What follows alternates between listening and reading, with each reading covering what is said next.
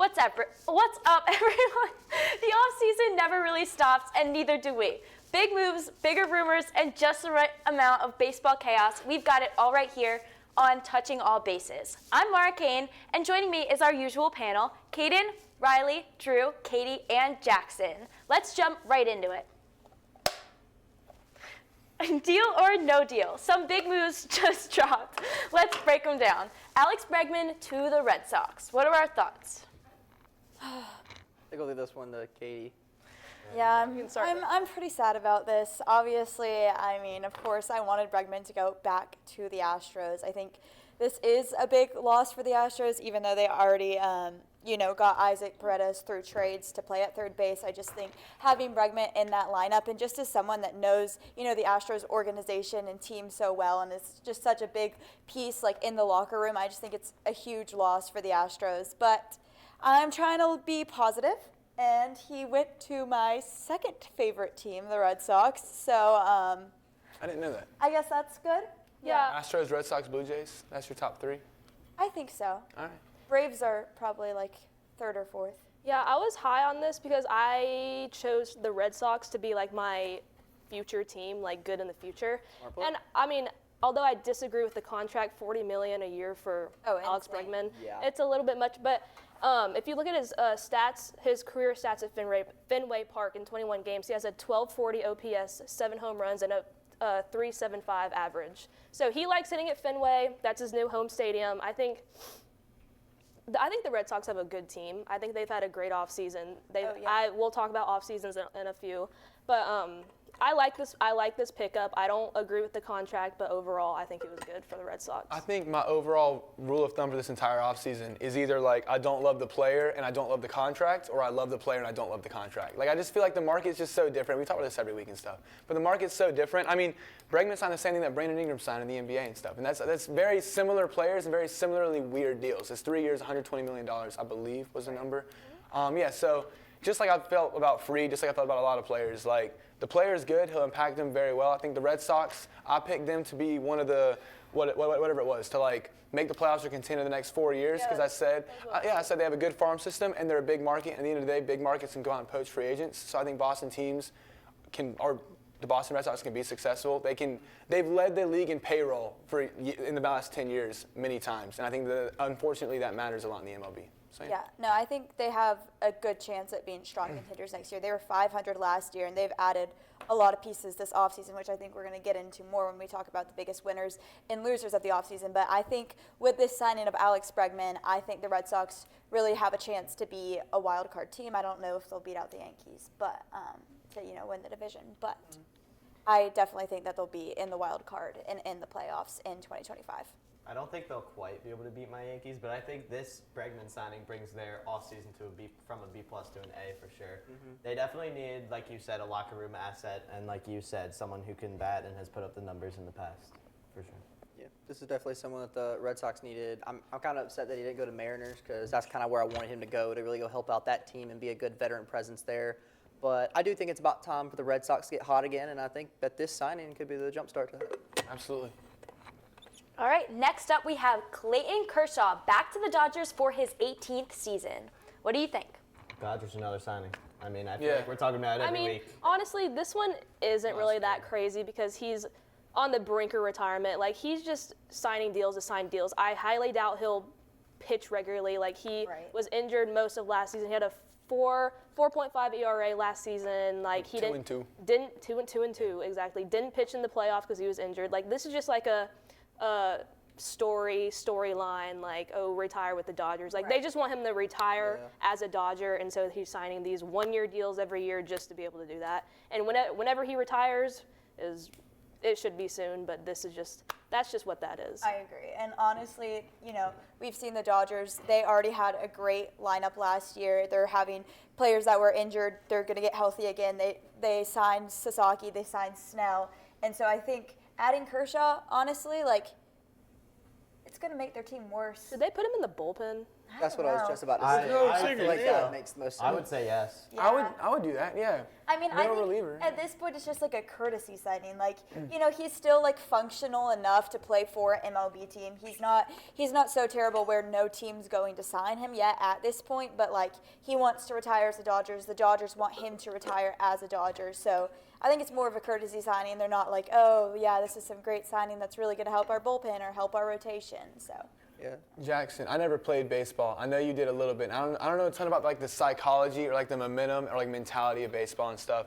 When I saw the signing, I first pictured like a whole like idea of like, let's say sometimes starting pitcher comes in and they're taken out in the first or second inning because they give up like 5 or 6 runs and things get out of hand. And I feel like a lot of times when they bring in that reliever to recover, the other team's already so hot and they're already on fire and stuff that guys can just kind of go on fire and 5-0 in the first inning can turn into 11-0 by the 4th inning and stuff. I like Clayton Kershaw as like a spot reliever that can come into those emergency games because he's played for 18 years. He can have that calm, cool, and collected presence where it's like bases loaded, nobody out, it's already 4-0. He's still going to pitch because he's been doing this for so long. So that's where I like him as kind of like a 6th pitcher / emergency like middle reliever. I don't know if that's a role if that exists, so that might be a ridiculous idea, but that's kind of where I first pictured him when I saw the signing. Yeah, I could definitely see him being like as a guy like in case like move him in the bullpen if Sasaki gets out of control, like place him in there as like a good little placeholder to like keep the game in close. But I think that this kind of signing is just not really for the talent. I think this is more for like a last dance for Kershaw more than anything because I think they want him to at least play the season, make it again, and then possibly play in the World Series at one point. I think that's what their goal here with this contract. All right, and next up, Nick Pivetta to the Padres. Well, I mean, they didn't get Roki Sasaki, so I guess Nick Pivetta works. I don't see this as any type of needle mover because they already have Cease, King, and Darvish, so that's their big 3 in the rotation, and then Pivetta is just there. Right. Just there for 4 or 5. I don't know. I know I'm going to talk about it later when we talk about worst off seasons, but Same. Yeah. Padres, they didn't do much, and Nick Pivetta also just really did not help their What did he have, a offseason 4 ERA last season too? He was like 4.14. Yeah. I think he was like the 25th best free agent or something. he was like 5-12 or something like that. I don't know. Don't quote me on that. I think it's a bigger signing than Kershaw, though. I mean, I think y'all disagree. I mean, he'll have I think I'd more. rather He'll have a bigger Pivetta. impact. He'll have more of a on bigger a impact, team. but legacy-wise, He'll have more of a Kershaw. role. If I got money and I'm trying to sign someone, I think I would like target Pivetta first. I think, but I'm not. Yeah. I don't know as much as y'all do. That's just what I'm thinking. I agree with Yeah. that. Do you guys think the Padres compete again this year, like they No. did last year? no, Not even close. not even close. No. I don't even think they're the number 2 team in the No. division. I mean, Yeah, I think we can save this conversation for worst off season. Yeah. Yeah, yeah. Because I know I have some things to say. So, what's our next part, Maura? Plenty of guys are still waiting for contracts. I don't even want to pronounce half of these names, but Josie any thoughts? Quintiana? You know what? Kaden can do it. Where do you guys think that these guys are going to sign? Kaden, why don't you list them off? Josie Quintiana, David Robertson, and Andrew Heine. No, that really wasn't that hard, but Yes, it wasn't That was hard. wrong, Yeah. by That the was way. all wrong. oh, okay. That was Very wrong. every That makes me Yeah. feel a little bit better. Okay. Well, these are just. I think these players that I chose to put on the script were just some of the players that were left in the top 50 free agents. I think they're all either bullpen pieces or starting pitchers. So I could see maybe one of them going to the Mets. They need help with. I the saw. rotation. We were talking about this I don't before we think the Mets started know filming. about pitchers. Probably not. Well, I Can mean, they like, afford them? That's the Yeah, question. no, yeah. we were talking about this before we started filming, but like even if Quintana went back to the Mets, it still wouldn't make them have a good offseason. That rotation would still be the third. It would best be a in lot NL. better of an offseason, I would say, but it wouldn't be a good offseason. It'd go from like a D to like a True. C minus. If they got Look at all me- 3 of look at me these with players. straight eyes You and heard tell the me letters I that's said. You heard the letters I said. D to C minus. Hey, Is they that need good? all the help they can get. If they got all 3 of these players, I'd give the A's a better offseason than the Mets. They're pretty far away from a decent offseason. C minus is not a good offseason. Yeah, no. I know. I'm not It's disagreeing with not. you. I'm saying you're right. Yeah. It's not That's a what I good give the offseason. Braves. I would say. Yeah. I kind of like that argument, like the Athletics, somehow had a better offseason than the Mets, but I think what really drives the Mets home is that the fact that their expectations in the offseason was way higher than like a team like the Athletics, and they absolutely blew it. I was hearing. And yeah, Burns. they signed Soto, but what else? Yeah, we're gonna talk about the Mets so much. Yeah. Half of this Yeah, episode. yeah, we're yeah. gonna talk yeah, Well, yeah, let's yeah. go ahead and move on to our next segment. What is it, Maura? Next segment is the top of the order. Panelists, who do you think had the top 3 off seasons? Okay, I can go ahead and start. So at number 1, I put the Dodgers, as y'all can see. I mean, I think does everyone have the Dodgers on their list? Not one of us. Not that guy. Okay, well, I love that. We needed someone. Nope. I love that. I wasn't brave enough. TBH, the Dodgers, they didn't need to have a good offseason They really didn't. to be contenders. They But they just still- won the World Series. They were by far the best team in the league. But, you know, they went on and they already had a good bullpen. They're getting players back that were injured. They went and they signed Sasaki. They signed Snell. Not their bullpen, sorry, their rotation. They signed Sasaki. They signed Snell. Now they have probably debatably the best rotation in the league. They had I think their biggest question spot was the bullpen, and they really fixed that by signing Tanner Scott and Kirby Yates, and then they also re-signed Teoscar Hernandez. So I think, you know, they filled in the holes that they had, which were limited, and, you know, they have a complete team. No one can deny that. They have a fully complete team. Yeah, I also have Dodgers number 1. Us 4 do. Yeah, filling in holes. They re-signed Hernandez, Edman, and they just re-signed Kike Hernandez. So just those utility pieces, those outfield pieces that they needed to re-sign, or they weren't if they didn't re-sign them, those would be massive holes. But they re-signed them. They signed all those pitchers. They signed all those bullpen pieces. So they have a complete team now. I mean, they had a complete team with the World Series team, but signing all those pitchers just really bolstered that roster. No, they've somehow made their, you know, obviously World Series winning team even better. I'll go next. I won't talk about the Dodgers or Cubs because Jackson will talk about the Cubs, and we already talked about the Dodgers a lot. I want to talk about the Tigers because we have a team in the Tigers that showed that they can have a late season spur, and they did, and they made it far in the playoffs. And they haven't gotten rid of anyone, really. They've gone Jack Flaherty, a pitcher that can go besides Tyreek Skubal, and now they don't just have a one-pitch unit.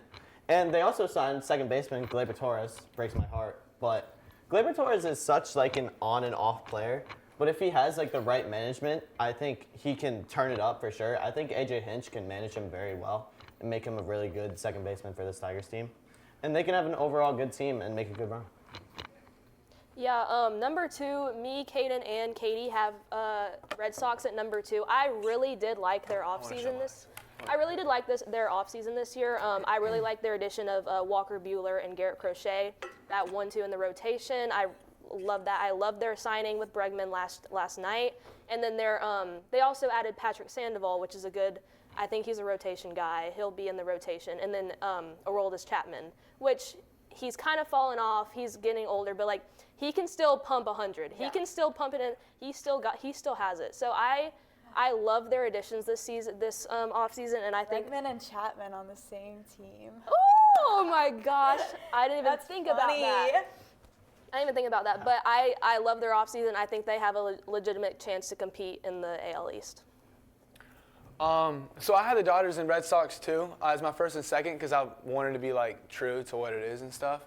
But third, so the Dodgers kind of playing on easy mode a little bit and stuff because they can kind of just go out and buy whoever they want to get. The Red Sox are a big market, and they've not taken advantage of that. And obviously bringing in who they bring in, Naylor and that's the next one I'm doing and stuff.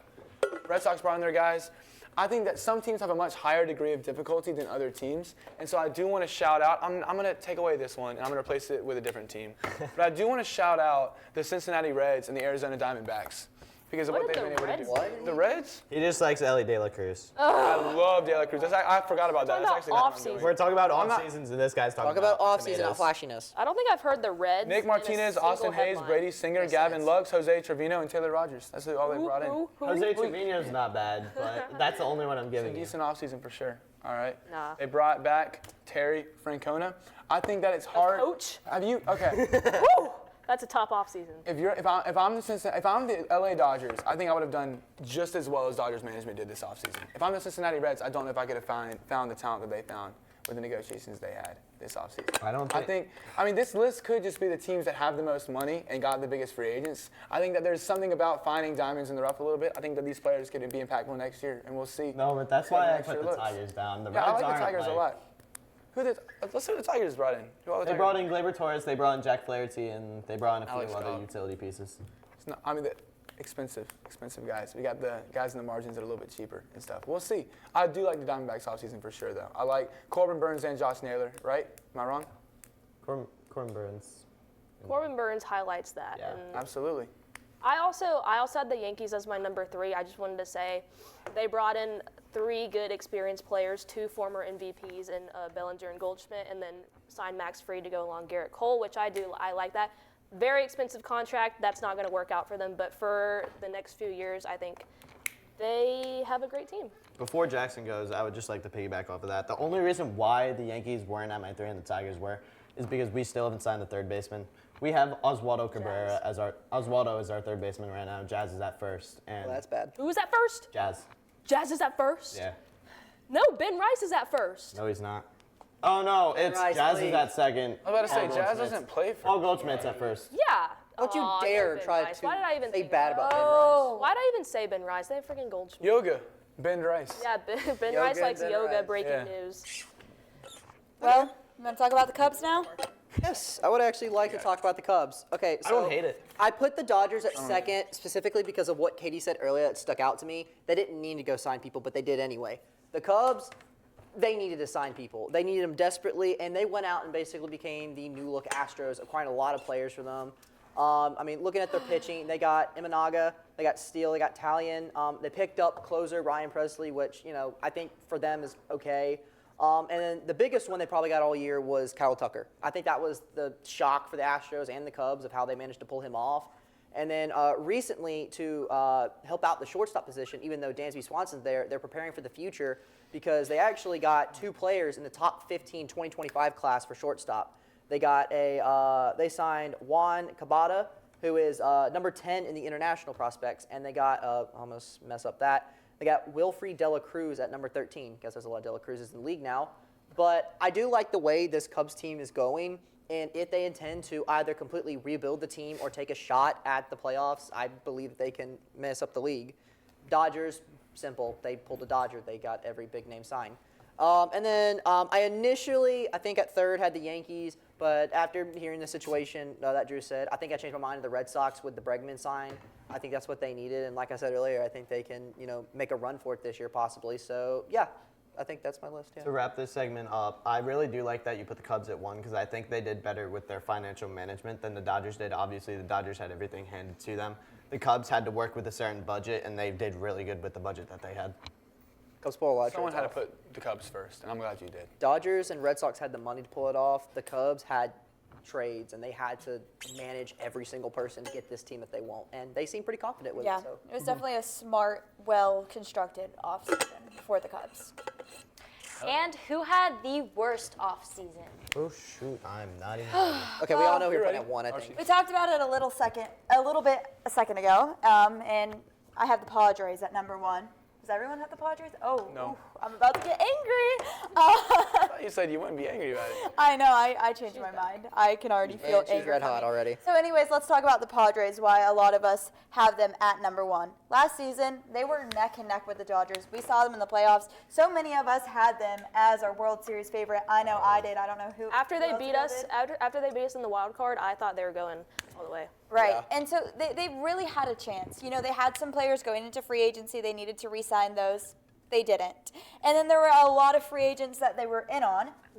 Roki Sasaki, I know a lot of us thought Roki Sasaki was going to go to the Padres, join Yu Darvish. Did not go. Said the Dodgers. Yep, with the Dodgers. So, they didn't sign anyone. They lost players.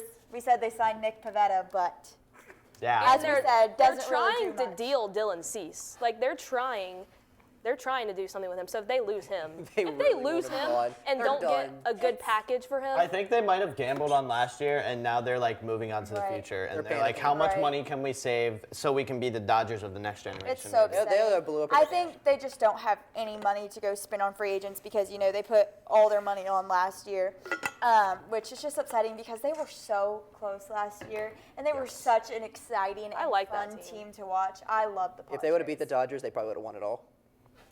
I agree. I think so. I agree. Yeah. They definitely would beat us. yeah.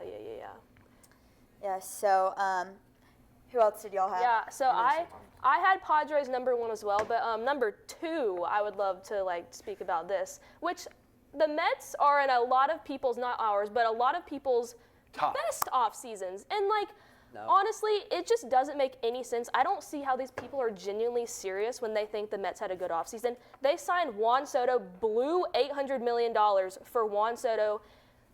We talked about Juan Soto. I'm not going to go in my opinion Yeah, on Juan Soto. It's But we blew It's Jawan.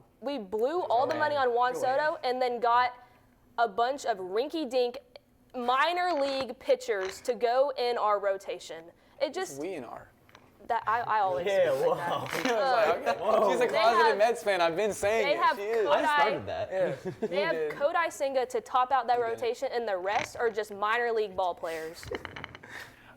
I also had the Mets second, basically from what you said. Getting Juan Soto isn't a good signing. It was $800 million. It was too much. It's going to set their franchise back for years. At third, I had the Braves. Not really. I put not really. I don't know if you could read that. I just want to complain about the Braves, so I put them. This is my best outlet to do that and stuff. I think we're saving up for Acuna, and I'm really scared about that because I think just how it was like the whole Juan Soto might get $600 million, and then he got like $700. I think we might see some kind of like Acuna might get $850 million. We're all mad about it, and he signs for way more than that. I mean, I'm terrified for what it's about to be. I was telling Riley this yesterday, like. Jackson and Riley, we'll never have something like Acuna ever again. Like a player that comes in at 19 years old and is as phenomenal as he is under arbitration and then signs an extension that's not disgusting. I said that deal would never happen again in Yeah, history. ever again. Like for 75 years in our lifetimes, the market will never sway in a way where we'll have a player like Acuna for a deal like that. I don't think. So we're so spoiled, we're so blessed. And I think we're finally starting to feel the early onset struggles that a team that has a player like Acuna has, just like how the Mets had with Soto, where it's like we're not signing free agents because we know we have to bring Acuna back. I'm terrified. And I think that we're not talking about this. I think it's under-discussed how equipped the Braves are to win this year, but it's also under-discussed how badly we need to win this year. I think this is very much, we're a win-now team that didn't sign free agents, which is scary. I feel like our window could be closing very fast. I'm very excited about this year. I'm very scared for the future. And the number one, I have the Astros. It's pretty simple. Let me make sure I have it pulled up. And Katie also told me she's not going to get mad on this episode. So Number one's I was really happy for that. Hold it. Obviously, Christian Walker, Isaac Paredes. Okay. Are solid signings. They lost Kyle Tucker. They lost Alex Bregman. They lost Kid Cucci. They lost Justin Verlander. They lost Ryan Presley. They lost Caleb Ferguson and Jason Hayward. I know who all those players are. That's No, you a do not. ridiculous list of players and signings. No, you do not know who all those players are. I absolutely do not know who all they are. I'm very familiar with Jason Hayward. I was I'm literally very about Jason, to yeah, say, don't take offense. I to get what you're saying. familiar with Jason Hayward, but Ryan Presley. Jason Hayward. That's a bad list. That dude's like 50 years old. I believe that years you old. know who Bregman, Tucker, Kikuchi. and Verlander are. Kikuchi. We talked about him on the show. Okay. Yeah, absolutely. Okay. I know who Ryan Presley is because of MLB The Show, and I know who Jason Hayward is because I looked him up earlier, so I could say I know who they And are. that Caleb. Because I looked him up. What did you say? Caleb. Who? He had to look. Ferguson. You've never heard of Caleb Ferguson? Seriously? Caleb Ferguson. That's insane. Fake fan. Yeah. You're an Astros fan. He was on the Astros last year. He's on that Pirates now. He's a pitcher. Fake. He was on. What? He was on the Astros last year. Yeah. Are we sure about this? I don't- Okay. Anyway, Someone someone fact can check fact it. check this later. But the other two teams I had were the Mariners and Twins. Both almost made the playoffs last year. They barely missed it, and they went into the offseason and signed no one to make their teams better to go on. Just Should have got Bregman. Twins. No, I'm not into it. Where have you been? I'll end. You can go for it. I'll just say about the Mariners, they should have got Bregman. That would have made them Where have honestly you been? ALCS contenders. Nobody So me. I think it would have. I have the Padres at 1. I just think that they absolutely. You want to talk about a team that blew up? That would be them. Next up, the Astros. If you could name me another player other than Jose Altuve, good luck. Secondly, the Mets. The only reason that I have the Mets at 3 and not at 2 and 1, Padres, honestly, generational blowout. They have imploded as a team. The Astros, they still imploded, but not as big of an impact as a possible future World Series team in the Padres. And then the Mets only signed Juan Soto. Sorry. They signed one guy. They have a pitching rotation that could probably, honestly, lose my brother's high school team. Let's be real. It's kind of. So to wrap this segment up, I have Padres and then Mariners like Katie did, but I have the Orioles at my 3, and I'm going to keep it very, very, very quick and just say their pitching rotation real quick. Grayson Rodriguez, Zach Eflin, Charlie Morton, Dean Kramer, and Tomoyuki Sagano. Anyways, yeah, who, Charlie Moore, and who. Okay, next. Yeah, that's All bad. We good? Next, or last but certainly not least, we have buy or sell. Anthony Rendon, did I say that right? Whatever Katie just said, out indefinitely with a hip injury. Will he make a comeback? Will he make a comeback or should he retire? Yeah, I think the actual buy or sell is Rendon should retire. All right, my bad. It wasn't in the script, but we changed it just. Oh. Oh, well, way to go. That's not you. Then. Okay, let's keep this quick.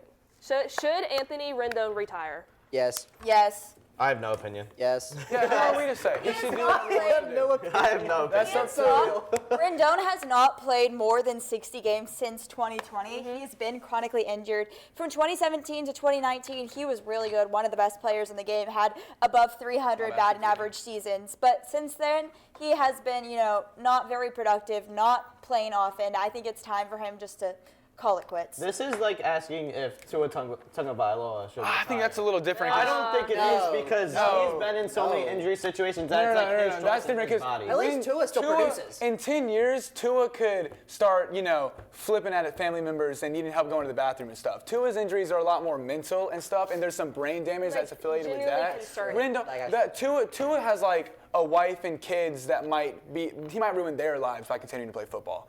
Rendon, I have one sentence. I don't love on here.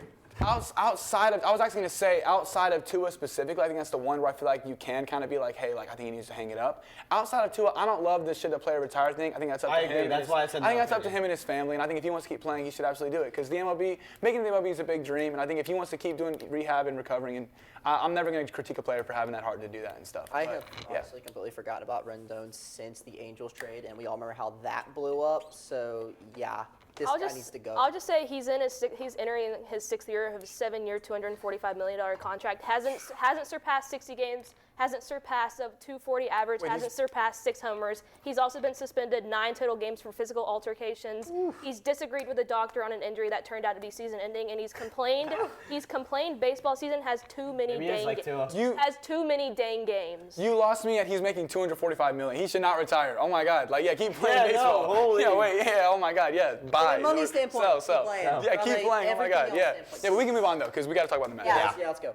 All right, so Francisco Alvarez says we are the best lineup in baseball. Hell yeah. Let's break it down. I'm going to read some buy or sells, and you guys are going to tell me where you draw the line. The Mets have the best lineup in New York. The Mets have the best lineup in the National League East. The Mets have the best lineup in the National League, and the Mets have the best lineup in the MLB. Sell, and sell. I just have no.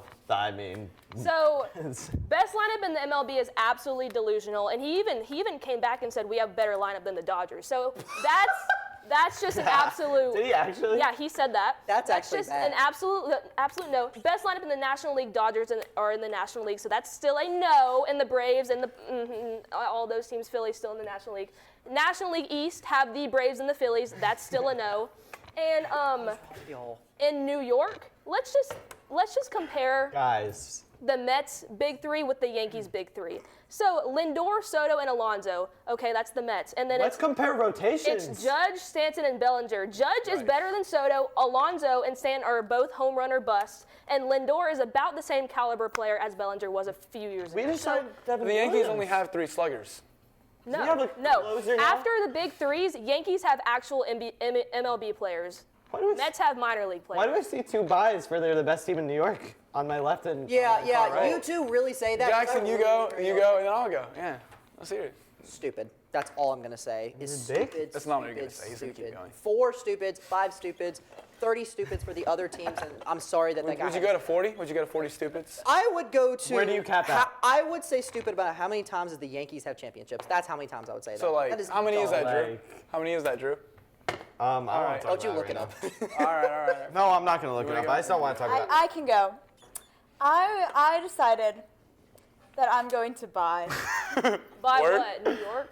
No, buy it all. A hot dog? All right, no. Buy of the course. whole Mets You franchise. would have better luck Let's than hear a it hot out. dog. Let's hear it Let out. me Nail. explain. Let's hear it Let out. me explain. Absolutely. So, everybody on this panel. Oh, my mom's calling me, guys. Maybe your mom Everybody- can Put it on help you. speaker. maybe Ask her right now who has a better roster. I bet she could give you the right answer. Everybody on this panel has a true reason to despise the Mets, either being in the same city or being like in the same division. I have no reason to despise them.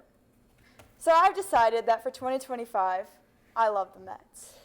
And I think that the Mets are the best team in baseball, and they're going to be the best She's a team fan in of the two baseball. worst teams in the MLB. The Astros and the Mets. We despise each No, I was other. about to say, I'm not even going to be mad. I deserve this. I flamed the Astros so So, much. let's go. For the rest of this season, every time something on the segment comes up and y'all start hating on the Mets, I'm not going to hate on them. I am going to appreciate and love the Mets. Give it 2 weeks.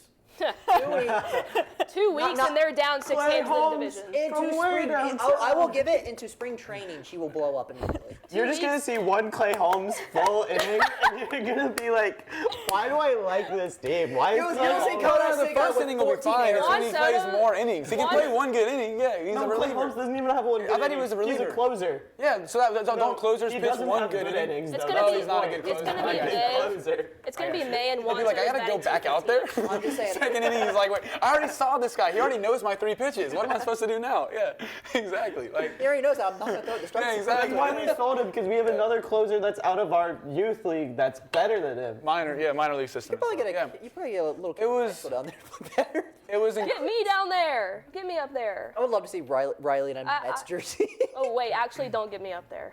It was incredibly fair, but actually incorrect to assume that we all, including me, would flame the Mets only for this entire thing. As you can see here, I have Sell. Okay, best team in the MLB, Sell. That's absolutely ridiculous. The Dodgers, the Braves, the Astros, the Blue Jays. That's Yankees. ridiculous. Any other And the team in the Yankees. Absolutely. And the The Yankees. National League, that's ridiculous, okay? The Dodgers, the Braves. The NL East, that's ridiculous too. The Braves, okay? Phillies. And the Phillies. So baseball's all about getting hot in the playoffs, right? That's where success comes from, okay? Yeah, I'm about to get so hot. it's all Let's do it. okay. It's Let's all do about it. yeah. We have plenty of time, so let's go. It's all about.